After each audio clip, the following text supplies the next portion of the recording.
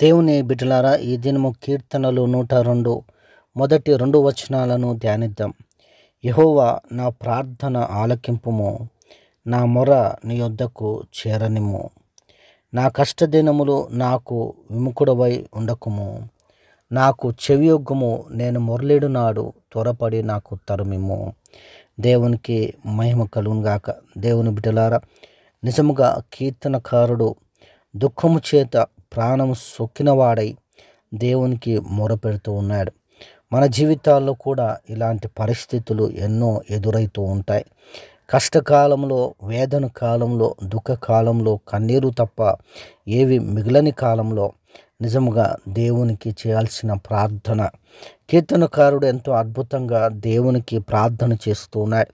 సనగకుండా గొనగకుండా ఆయన చేస్తున్న ప్రార్థన ఏంటంటే, దేవా నా ప్రార్థన ఆలకింపుము, నాకు చెవియొగ్గుము. దేవుని బిడ్డలారా, నా కష్టదినములు నాకు విముఖుడవై ఉండకుము. కష్టదినములు వచ్చినప్పుడు దేవా నా నా నా వైపు చూడుము, నాకు విముఖుడవై ఉండకుము. నీ ముఖము నా యొద్ద నుండి త్రిప్పుకోనవద్దు, నాకు దూరం కావద్దు. నా ప్రార్థనకు చెవియొగ్గుము, నాకు చెవియొగ్గుము. నేను మొరలినాడు త్వరపడి నాకు తరుమిమ్ము. దేవా త్వరగా నాకు సమాధానం అనుగ్రహించు అని మొరపెడుతూ ఉన్నాడు. దేవుని బతిమాలుకుంటూ ఉన్నాడు. మనము కూడా సనగకుండా, బాధపడకుండా, మన బాధను దేవుని సన్నిధిలో కుమ్మరిస్తూ ఈ విధంగా ప్రార్థన చేసినట్లయితే దేవుడు త్వరగా సమాధానం ఇస్తాడు.